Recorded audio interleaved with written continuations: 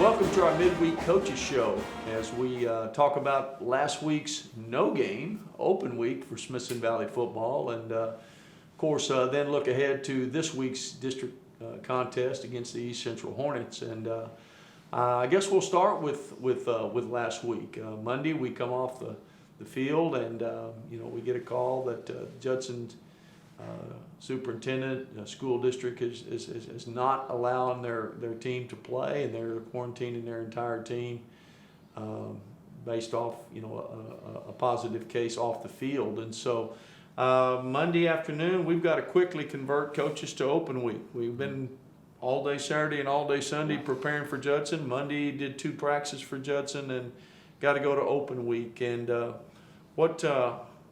how'd you feel like our players handled the open week, Coach Westford? I thought they did a great job. We threw them a little curveball Monday after school and let them know, and they stayed locked in. They really focused on improving us as a team. They didn't get down or, they were disappointed, obviously, that we didn't get the chance to play the game against Judson yet. Right. But I thought they handled it very maturely, and I thought we'd had a good week and improved ourselves quite a bit. Sure. Coach Shintz, a little bit of an emotional letdown. Yeah, getting ready to play in a big ball game, and you come out, and of course we're heartbroken and want to play, but we control what we can control, and that's completely out of our control. And like Craig said, we just went to work and decided, now it's an open week. Right. And so what do we got to do? We got to get better, focus on the fundamentals, and come out of the open week better than when we went into it. And that's what our guys did. I thought so. And then, of course, we scheduled in some off time, some days that we didn't practice, just lifted and ran, maybe had a conditioning workout and gave them some afternoons off, which, obviously game week doesn't normally afford that. And got a long weekend, a Friday night without a game, and then all day Saturday and Sunday. So hopefully some of our nicks and bumps and bruises healed up. But there's no real healthy teams in mid-November. Yeah. Everybody's a little bit dinged up. So, but now we're on. We got 3 district ball games left. We got to win at least one of those to get in the playoffs, and that'll start this Friday night in our game against East Central. But before we get to that, let's bring in Assistant Athletic Coordinator Courtney Patton and let her talk about all the different sports and activities that are going on at Smithson Valley and how they've been doing and what's to come. So, Coach Patton, take it away. Thanks, Coach. We've got a lot going on. Your girls cross-country team will be running at the state meet this coming Tuesday during the Thanksgiving break. Best of luck, Rangers. Your boys and girls basketball teams are both now in season. The boys opened up with a tough loss to Antonian, but were able to bounce back versus John Jay. Up next, you'll see them playing Canyon on Friday. Your girls basketball team was able to win versus Lee and then had a tough loss with Johnson. Up next, they're playing Bernie and Tybee. Your volleyball team starts the playoffs this Friday at Canyon versus Madison, 7 o'clock. Make sure you get your tickets on Brushfire and we'll see you there. Back to you, Coach. Thanks, Coach Patton, for the update. And, of course, this is midweek. In a couple of days, we play East Central. If we can win that game, then we clinch a playoff berth, which is a big deal. On 27-6A, there's going to be some good football teams that don't make the playoffs. If they were in another league, they would be a playoff team, maybe even be in a contention for the district championship. But that's life in this league. And so to have that opportunity with 3 games to go is great. We've got to beat East Central, though, at their place. And Coach Westford, let's talk about them a little bit. You're the defensive coordinator, so what kind of challenges does their offense present? Well, they're fairly balanced. They're a spread team. They have a multiple-year starter at quarterback back.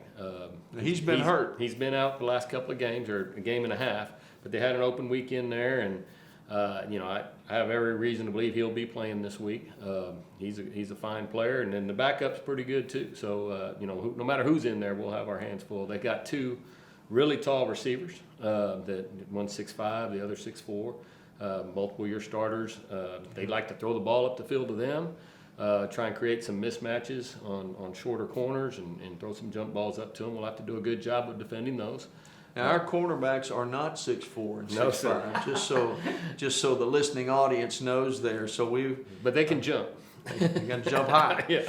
So What else? You mentioned those receivers running football. Yeah, running the football, they use about 2 or 3 different running backs quite a bit, and then they'll run the quarterback some too. Right. So they spread it around offensively. But we'll have to do a good job. Obviously, stopping the run and trying to get them to be one-dimensional, and then defending those tall receivers and taking that away from them too. It'll come down to explosive plays again, I think. It always does. And of course, East Central's got a long history of guys who can really throw the football. Or not.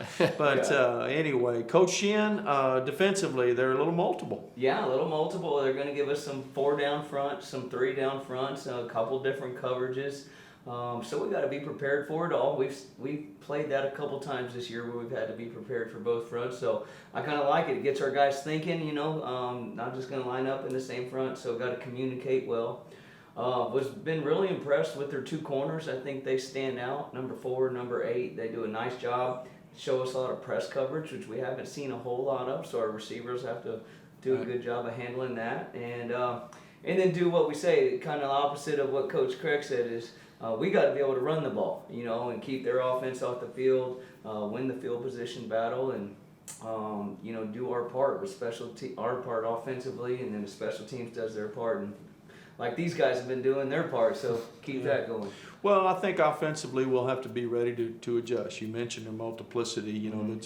It's highly likely after coming off that first series we may see something different. So to be able to effectively communicate to your coaches on the sideline what you just saw, what you just went against, and adjust on the fly, I think offensively and defensively we've got to do that, and because we're not real sure what we're going to get. But 7:30 at East Central Hornet Stadium on Friday night. The Rangers can win. They'll clinch a playoff berth. We'd really like to do that this week, and then obviously we'd have some more big ball games coming out after that. We hope you'll join us out at Hornet Stadium. If you can't, or if you won't be able to, then we hope you'll watch us live on the Rangers Network. They'll broadcast live as they have all year.